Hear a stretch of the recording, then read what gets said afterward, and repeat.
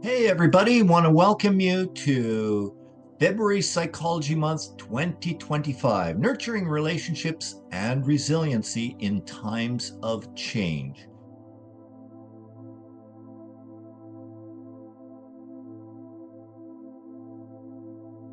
Everybody has a kind of optimal level of stress that will make them perform effectively or to the best of their ability. Mind and body are connected, and you can't take care of one without acknowledging the other. This is the holistic viewpoint. Family members and loved ones, if they provide a supportive or a chance to look at things from a dialectic perspective, like, okay, this is a possibility, but there could be another possibility.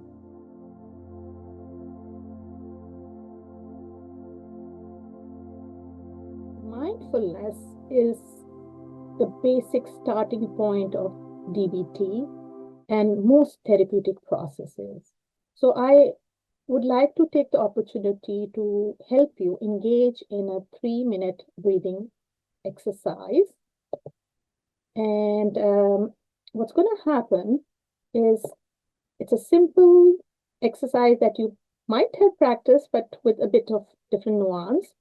Um, um, it's, as I said, it's one of the most important component of DBT, and we'll start the presentation with that practice. I will guide you through a breathing exercise. It will take approximately 3 minutes. In the first minute, I will ask you to notice and observe your breath as it is without trying to change it and without any judgments. In the second minute, I will guide you to notice any physical sensations that you might be experiencing in your body parts. In the third minute, I will guide you to make your breath more regular and deeper, making your pace of breathing more comfortable. Try to follow the instructions as effectively as you can. And if you notice any challenges, try noticing it without judgment and then move forward with the ongoing instructions. So let's begin. Please sit in a comfortable yet attentive position. Close your eyes, just lower your gaze at a comfortable position in front of you. To begin, notice your breath. Notice your breath in and breath out. As you continue to breathe in and out, notice the different aspects of your breathing. Notice its pace. Notice the temperature of the air when you are inhaling and when you exhale through your nose or your mouth. Notice if there is any difference in these temperatures.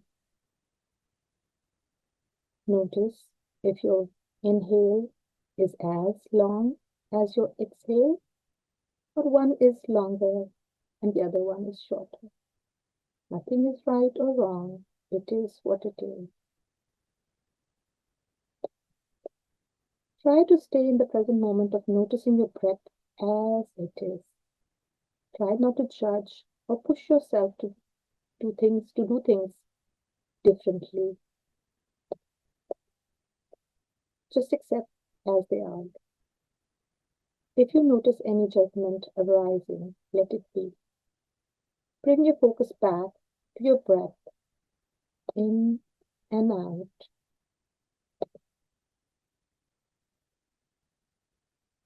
Now, as you continue breathing, notice any physical sensations in your body, whether it is in the upper part of your body, including your head, face, neck, or shoulders. Then bring your focus to the middle part of your body. Notice any sensations, including in your chest, back muscles, or stomach. And then moving to the lower parts of your body, notice and observe any sensations in your hip area, upper legs, lower legs, and your feet. Just notice the sensations without trying to change them. Acknowledge the physical sensation as it is. You can describe the sensation to yourself. If you can't find the words, that's all right too. Continue to scan your body, noticing these different sensations in your body parts. As we move into the final third minute, bring your attention back to your breath and start breathing at a more regular pace. Try breathing more deeply and more regularly. Breathe in and then breathe out. Breathe at a pace that is comfortable and easy to maintain. Breathe in and breathe out. Inhale and exhale gently, comfortably, and with ease. Continue breathing at this more comfortable pace and notice its impact on your body parts. Breathe into those sensations that you noticed. And breathe out at a pace that is comfortable and regular.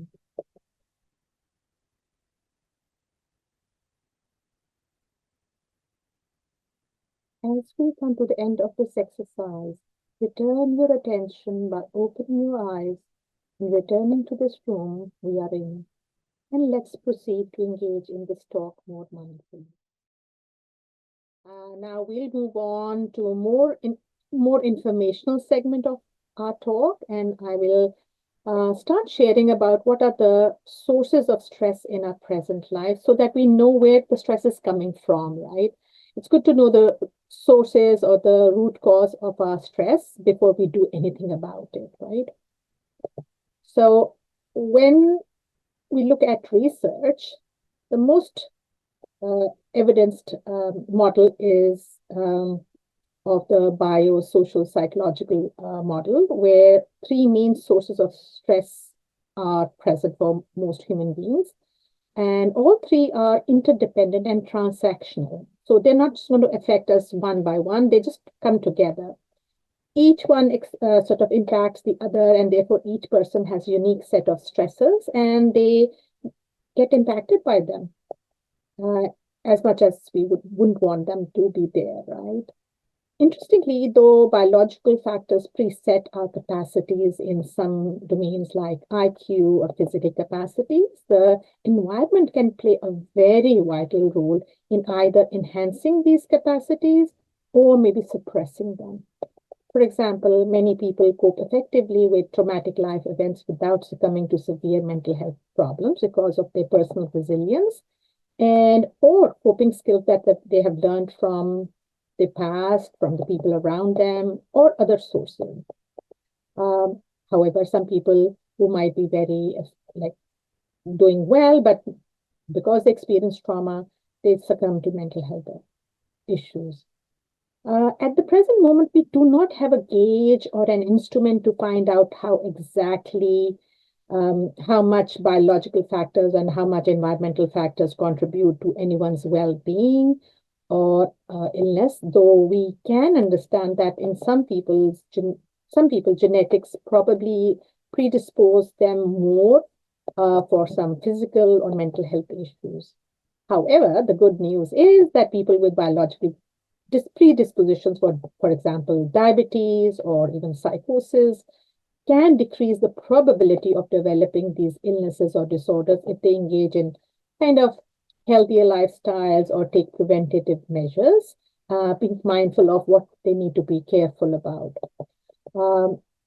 though the biosocial psychological model can be quite complex, I want to provide you some concrete examples of the sources of stress in the world we live in. These include, for example, the physical environment around us. For example, if we have a lot of traffic noise around us, the space we live in, the sirens keep you up at the night, a barking dog next door, or an uncomfortable or unsafe living conditions can be a source of stress. Family and relationships, I think this is something we will all agree can be a common daily stressor. Marital disagreements, unhealthy relationships, rebellious teens, or caring for an ill or older adult, or even a child with special needs can all send stress levels skyrocketing, right? Work in itself can be ever-present source of stress. Work stress is caused by things like job dissatisfaction, an exhausting workload, insufficient pay, office politics, and conflicts with our bosses or co-workers. And at the present moment, we all know that work area has become so unstable that people are being laid off, and there is so much of uncertainty and financial crisis because of that. And they play a very important role in adding to our stress. Sometimes certain life situations can also create some stress for us. For example, as I mentioned, people living in poverty, financial pressures, discrimination or harassment, or unemployment, isolation, or even lack of social support around us take a toll on our daily quality of life. In addition to these, sometimes major or big life changes or a number of things happening all together can cause a lot of stress to us. Sometimes even happy occasions like birth of a baby can be a cause of stress because it's kind of adapting, adjusting to new things in life. Therefore, that can also bring a lot of stress. Other things, major changes in life like a divorce, a career change, even from a positive perspective, a promotion can lead to more stress because it means more responsibility, right? So we need to be mindful that sometimes different sources of stress tend to pile up and push us down. So being aware of what are the sources can really help us to sort of see where we can make the changes, how we can help ourselves. And the recent years have been very demanding, right? COVID, although it seems like a long time ago, created a mayhem at many levels, and the impacts are still being experienced by all of us. So that's why we are in a world which is kind of shaky, and it's difficult to keep ourselves stable in this world. The lockdowns, the uncertainty of how long this will continue, the constant what ifs, and its impact on our economy and relationship was quite devastating, right? So despite a lot of loss, the people did survive through the difficult times because humans are resilient by nature. The wisdom is inherent in us. This is what we know about human beings. And therapy helps to unlock this wisdom, especially DBT focuses on that. I think a fitting analogy can be of a jar that gets jammed and needs additional force or a tool to open it. So sometimes we are unable to access our wisdom, and we need extra effort and skills to access that. And mindfulness is one of them, which I'll be talking about in more detail, so briefly. So sometimes our personal coping skills are sufficient to address the distress we experience because of these external and internal stresses. However, when our emotional battery runs out, we need help from outside. That could mean reaching out for support from loved ones or even seeking professional help if other things are not working out. One thing that I didn't mention or I maybe moved ahead too early, stress can be good too because it creates an sort of a need to address it. If didn't have any emotions related to the environmental pressures we have, then we wouldn't be doing anything. Stress kind of creates a bit of motivation and energy to address those things. So everybody has kind of a optimal level of stress that will make them perform effectively. or to the best of their ability.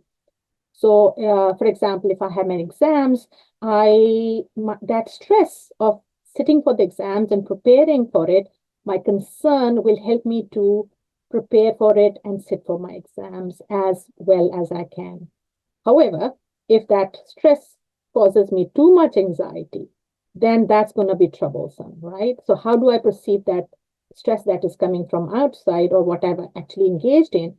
But I kind of maybe if I catastrophize or if I kind of jump to conclusions that I will never be able to pass this exam, so my thinking plays kind of games with my head and I feel more stressed and I get emotionally upset.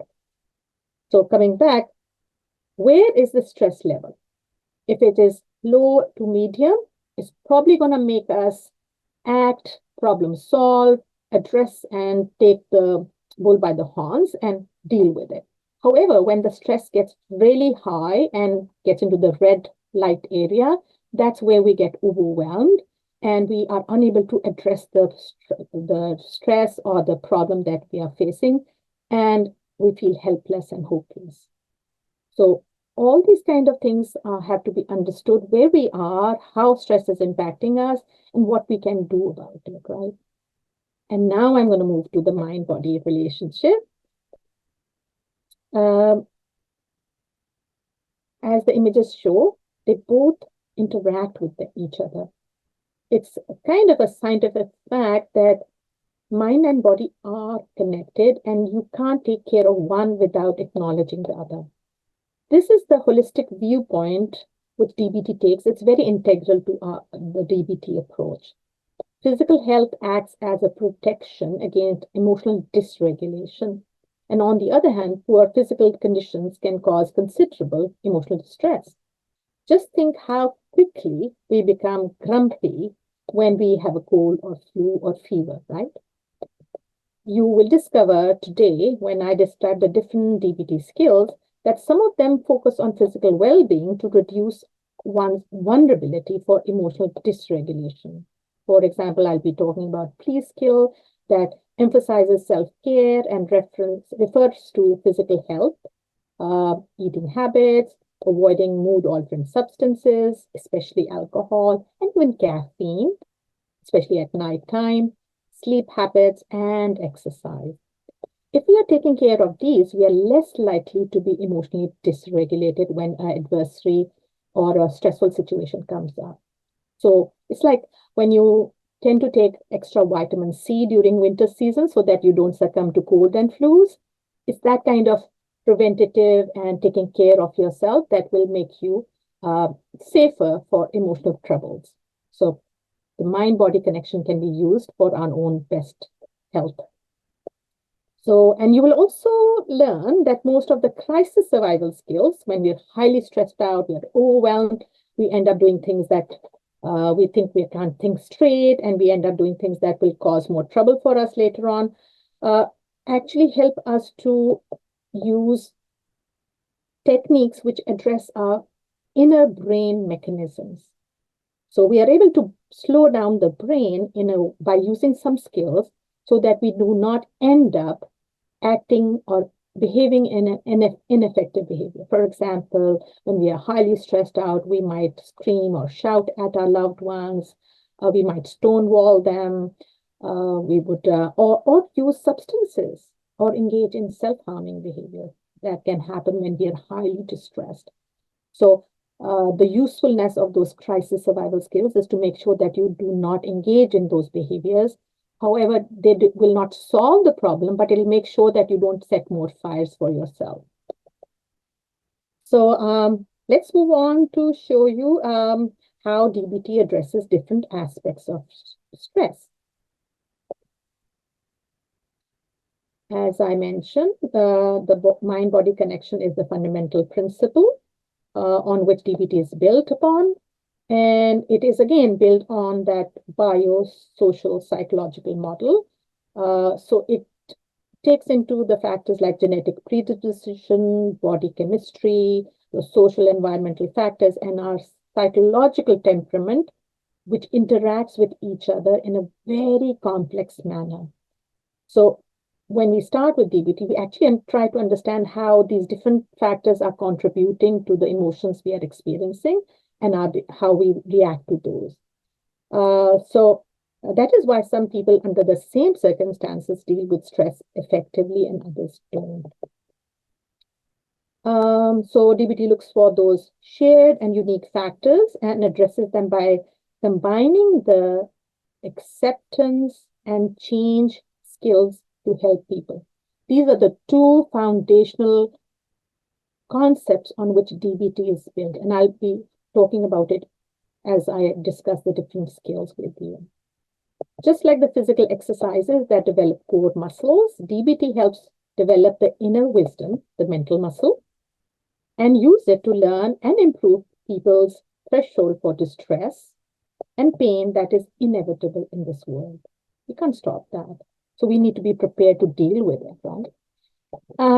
As you can see on the slide, DBT focuses to reduce suffering and pain, develop resilience to cope with stress, deal with interpersonal challenges, and manage emotions in an effective manner.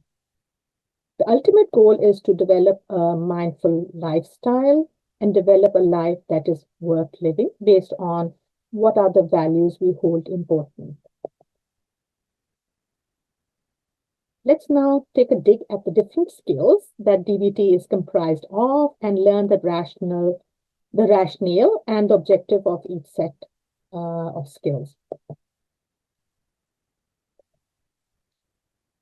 Just a quick heads up, the purpose of the present talk is to provide an introduction to DBT as in-depth review of the skills and how they can be learned is beyond the scope of this presentation. So I think I'm going to be showing the tip of the iceberg right now because there's so much more into what DBT entails, and there's a lot of processes that help DBT become more useful and successful for people who engage in it. But I'm going to try to describe the main pillars of DBT. I'm going to hopefully clarify how the four skills modules of DBT integrate the main dialectics of acceptance and change principle. And as I said, the concept of acceptance and change are the foundations of DBT. We also hope to show you that how these skills contribute to optimal treatment outcomes. So let's speak about the four sets of skills one by one, and I will be giving a brief overview of these modules. So when you look at this image, you will see there's the mindfulness and there is the distress tolerance skill on the left-hand side. These two are based on the acceptance principle, where emotional regulation and interpersonal effectiveness are based on change principle. So mindfulness and distress tolerance is more about accepting things as they are without judgment, without trying to change things, especially those things which we can't change, where we don't have a control, whereas emotional regulation and interpersonal skills are more about doing things differently so that we can manage our emotions effectively and also build on the relationships we have, make them more effective for each other. Now I'm going to talk about mindfulness and what skills it entails. So mindfulness is the act of consciously focusing the mind in the present moment without judgment and without attachment to the present moment. When mindful, we are aware in and of the present moment. We can contrast mindfulness with automatic, habitual, or rote behaviors and activities, where, for example, is a good one where we just get up, sit in a car, and drive to our work, and that day we realized we didn't even notice the traffic signals. We just drove through. So that would be a very unmindful driving, which is considered unsafe driving.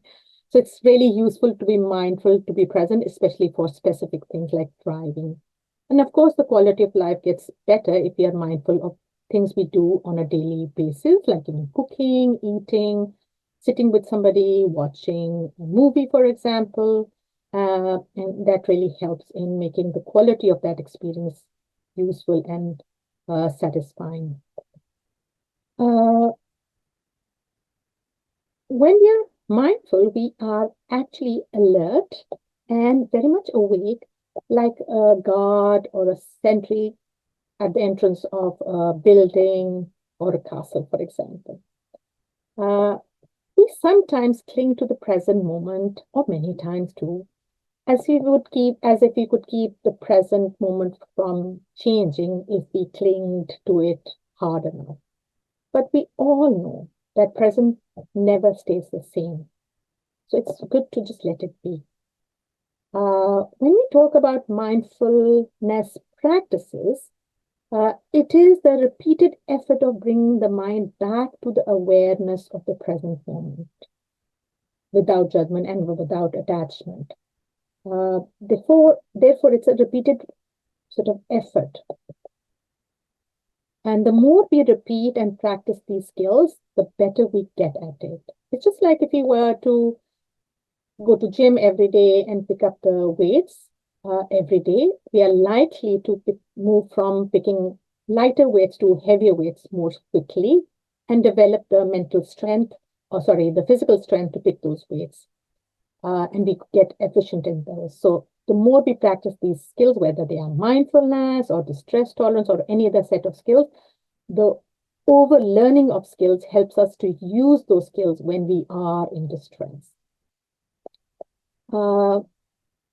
So in sum, mindfulness is a practice of entering into the current moment without any reserve or grudge. And from a very philosophical perspective, entering into the cosmic process of existence with awareness that life is a process of constant change. The main goals of practicing mindfulness, or what is the outcome of practicing mindfulness on a regular basis? Number one, it reduces suffering and increases happiness. Scientific fact, research evidence fact. It increases the control of your mind and decreases reactivity to mental events.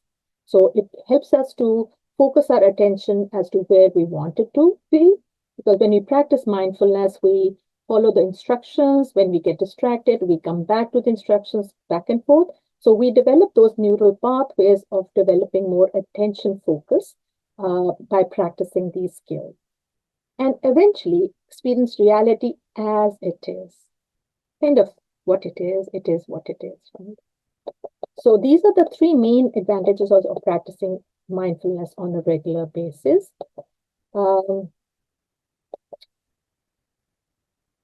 Usually we start with mindfulness because these are the foundational skills that will play a very important role in learning other skills in DBT, like distress tolerance or emotional regulation or interpersonal skills.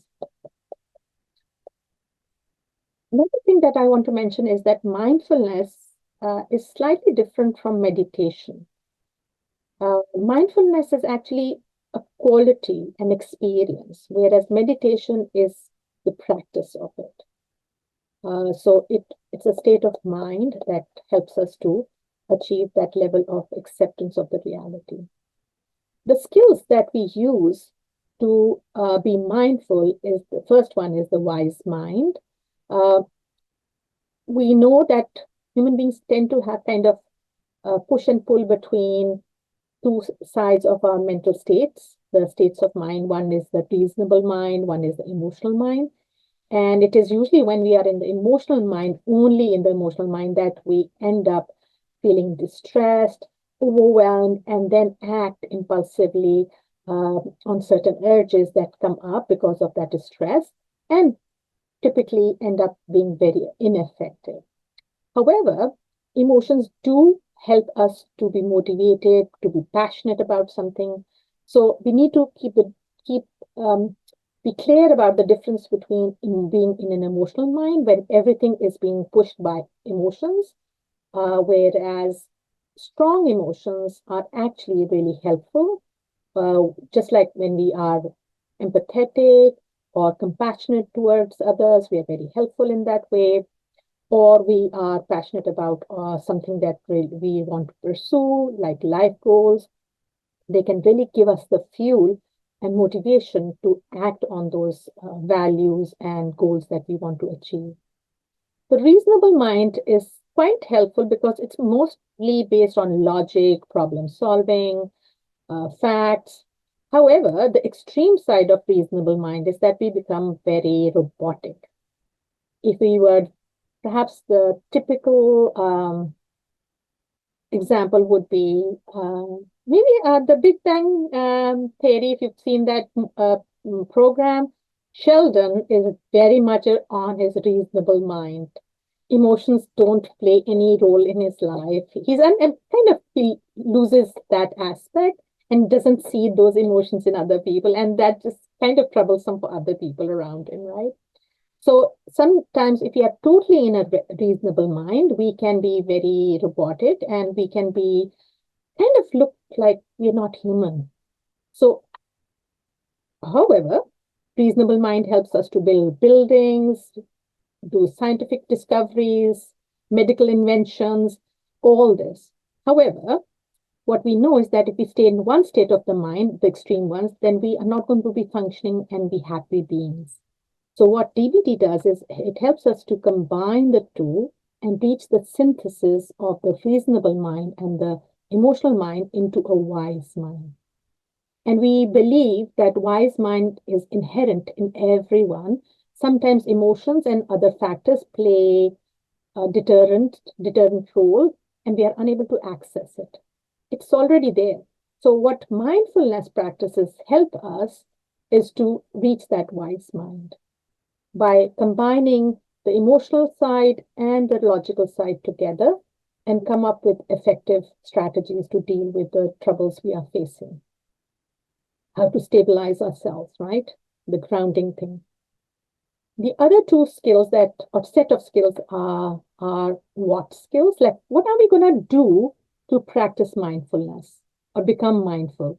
So, very basic skills of observing through your five senses, one or all of them. Describing them is another skill. Again, it is describing what you observe, so you stay very factual. And it's a skill that we have to develop. Sometimes we describe things using our own interpretations or assumptions. So when we learn how to be mindful using description skills, we learn to stick to the facts. It's like, what would be admissible in a court? It has to be very factual. So it's a skill that we develop when we practice it. And lastly, participate, where we engage in some activities, like we just go with the flow, whether we're dancing or we are cooking, we're eating, or even if we are talking to a friend. So we just immerse ourselves in those activities to experience the present moment as it is. Again, it is a skill which can be developed over time, and people who get good at it experience more meaningfulness, purpose in those interactions and activities that they engage in. What skills are to be practiced one at a time, whereas how skills, the three of them, non-judgmentally, one mindfully, and effectively, are together. So we observe non-judgmentally, one mindfully, and effectively. We describe non-judgmentally, one mindfully, and effectively. And same is the case with participation. And again, each skill can be developed over time. The more we practice, the more proficient we get. So when we practice these set of skills, and DBT doesn't stop us from practicing any other mindfulness or meditation that will help us to be more mindful and present at the moment. So anything that works for you. And creativity is always there. I've seen many of my clients use these skills very creatively, and I'll give you some examples when I talk about other skills. All right, so let's move on to the next set of skills, and these are distress tolerance skills. And just a quick reminder that distress tolerance skills are also based on the acceptance principle. We are not trying to change the world. We're not trying to change what it is. We will be changing some things, but it is what it is. We are not focusing on bringing changes. It's about making sure that I do not make things worse for myself. So the first set of skills that are on this page, accept the reality acceptance, and are more towards making sure that if I have if there's fire, I don't make it worse.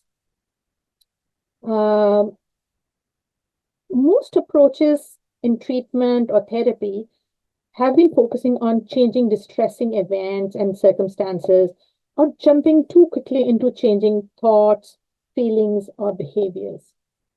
In the past, very little attention was paid to accepting, finding meaning for, and tolerating distress. Marsha Linehan, who actually developed DBT, added this element to this treatment because she felt without acceptance, change is not really that useful or effective. This module of distress tolerance teaches coping skills for dealing with difficult situations.